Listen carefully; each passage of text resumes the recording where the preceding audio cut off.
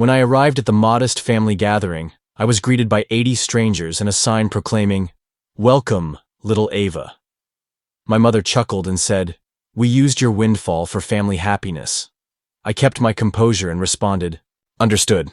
That evening, I logged into the system, locked their accounts, undid 14 payments, and pulled out the full $9,800 bonus.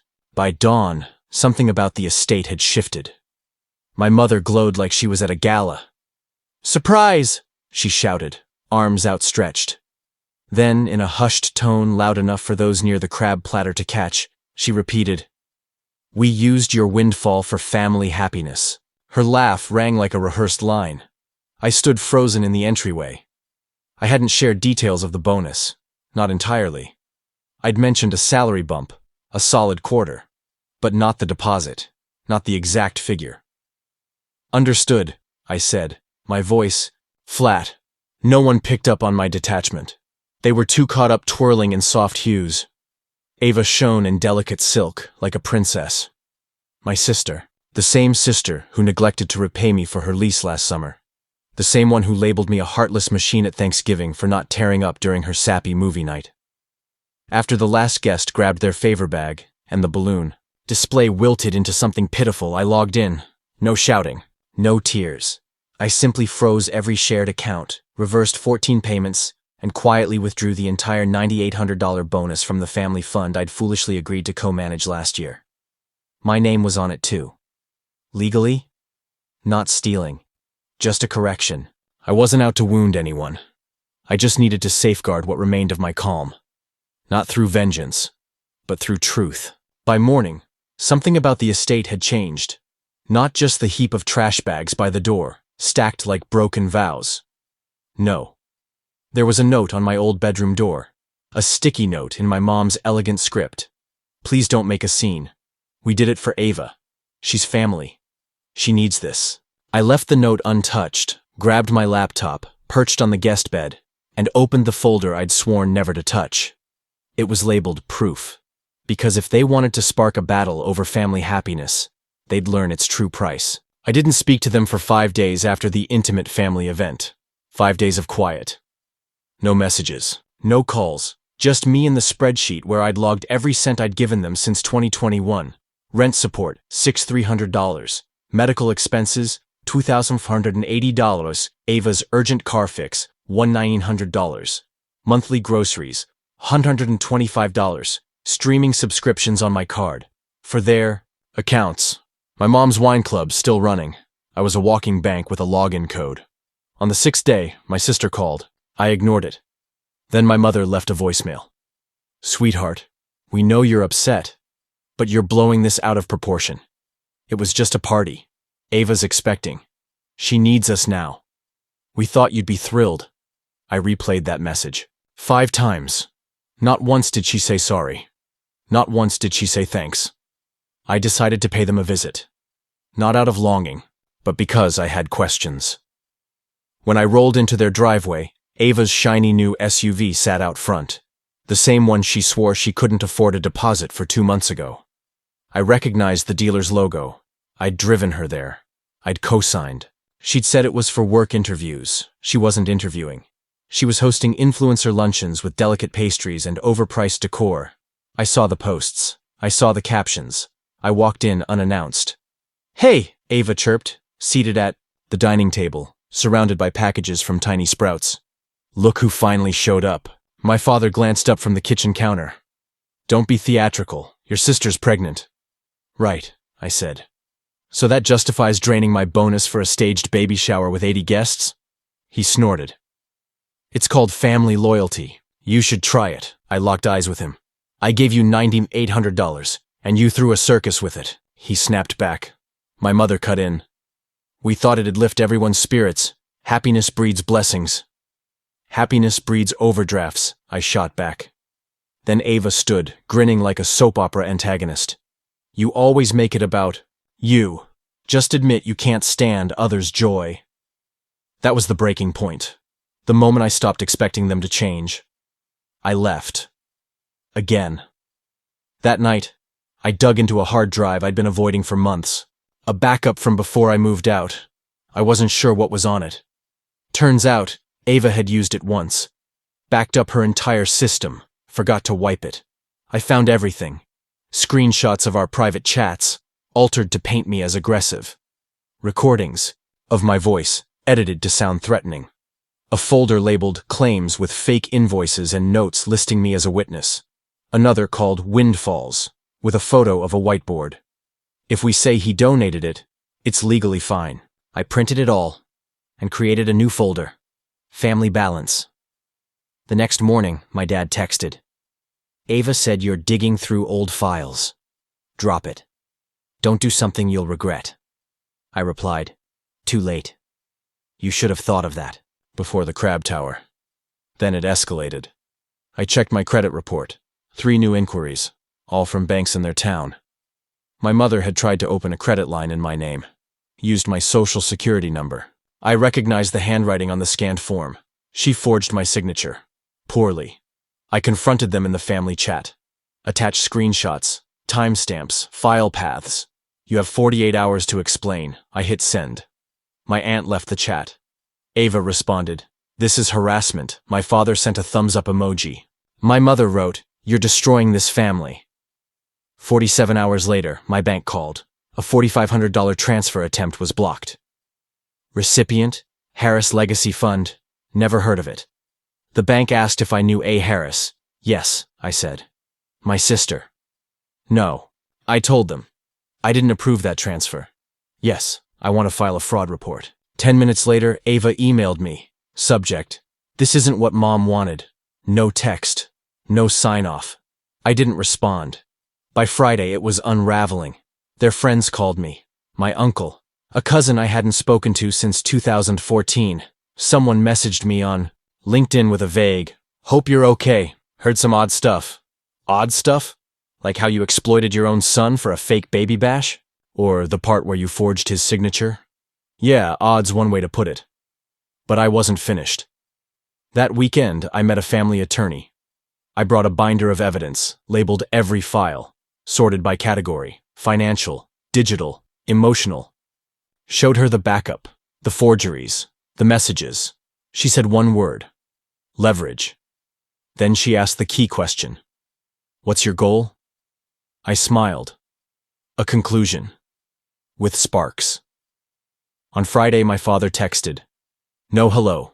No emojis. Just, let's talk, man to man, shed 7 p.m. The shed wasn't symbolic. It was the actual rickety structure behind their house, with a rusty toolbox, a flickering bulb, and his faded work hard or stay quiet sign still tacked above the window, like it held meaning. I didn't reply. I just arrived. He was there, slouched, in a folding chair, beer in hand, cigarette tucked behind his ear. He grinned like we were about to catch a game. So, he said, here to end the theatrics? No, I said. Here to see if you've got the guts to face me. He laughed, sipped his drink. Come on, don't start. Look, Ava's pregnant. You want her kid born in a mess? I stayed silent. He took it as a cue to keep talking. You and me, we're men. We settle things quietly. No screenshots, no banks, no lawyers. Just us. No need for chaos or outsiders. Then he got to the point. We fix this, you drop the fraud claim. Maybe we get back to normal. You in? I pulled out my tablet, set it, on the grimy workbench.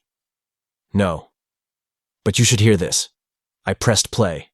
He won't even notice. He's soft. Predictable. Guilt him, and he'll hand it over. His voice. From a call with my mom.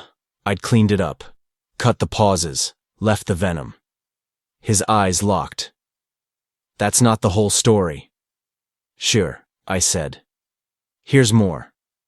I swiped to a scan of a loan application in my name. His handwriting, his forged signature. A browser log with the IP address. Session history. Timestamp. Then I opened another. An Instagram post from Ava. Her with a new tablet. Caption. Got this with my quiet investor's guilt fund. He stopped sipping. You don't understand, he mumbled. Ava's always needed support. You're strong. You've got the job, the skills. So that makes it fine to steal from me? I said, voice steady. He didn't answer. I tossed a manila envelope onto the table. Fraud report. Originals with the investigator. Oh, and one more thing. The door creaked. Ethan stepped in. Ava's ex. The one she called toxic. Dangerous. A emotional wrecker, she'd said. I used to buy it. Hey, Jack, Ethan said calmly. Thought you'd want some insight. He held up a folder and started talking. About the fake pregnancy. Scare. The ultimatums. How Ava demanded cash, or else. About the documents she crafted. Detailed plans to ruin his name if he left. She said your son was weak, he told my dad. Turns out he's the only one here with guts. Ethan opened the folder. Emails. Screenshots. Audio. One clip played loud. He's clueless. I used his name for the forms. He'll never catch on. He trusts me, Ava's voice. Clear as day. My father backed against the wall, pale, wordless. I didn't know, he stammered. No, I said. You chose not to know. I leaned in, met his gaze. You lost me. Not this week. Not this month. Forever. I walked out. As I hit the evening air, Ethan's voice followed, calm but cutting. By the way, Jack, if any of you come for me, again, I go public. By morning, something about the estate had changed. A notice was taped to the front door. Sale of shared interest pending legal resolution. Not handwritten, not subtle. Bright orange. Stapled with cold precision. By noon, Ava had called 23 times. They're mastering their craft, making moves, creating their legacy. And because of that, they don't need to chase. People are drawn to their strength, ambition, and confidence. The mistake most men make is thinking they need to impress women, to win them. But the most attractive thing a man can do is stop trying so hard. Stop seeking validation. Stop overthinking every conversation. Stop making someone else the center of your universe before you've built your own world. The moment you stop chasing is the moment you become more desirable, because a man who doesn't need is far more powerful than a man who's always searching. He's in control. He's unshaken. And that energy commands respect, not just from women, but from the world. So don't waste your time running after people who aren't running toward you. Build yourself so well that you don't need to chase, because everything you deserve will come to you. Your mission comes first. Before relationships, before distractions, before anything else, you need a purpose. Without it, you're just drifting. You wake up aimless. You move without intent, letting life push you around instead of taking charge. Man without a mission is like a ship without a captain. He drifts wherever the current takes him, never realizing he was meant to chart his own course. Too many men get caught up chasing relationships before they've built themselves. They prioritize romance over legacy, affection over ambition, and when it all falls apart, they're left with nothing. No foundation, no growth, no progress, because they built their identity around someone else instead of themselves. But a man who puts his mission first is different. He doesn't wake up wondering who's messaging him.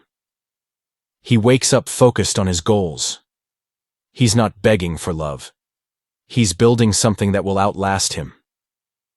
His energy is channeled towards something greater than himself, something that challenges him, something that forces him to grow. And because of that, he doesn't need anyone to complete him.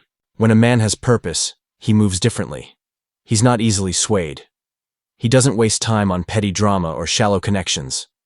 He sees life as a battlefield, and every day as a chance to sharpen his skills, strengthen his mind, and push himself further.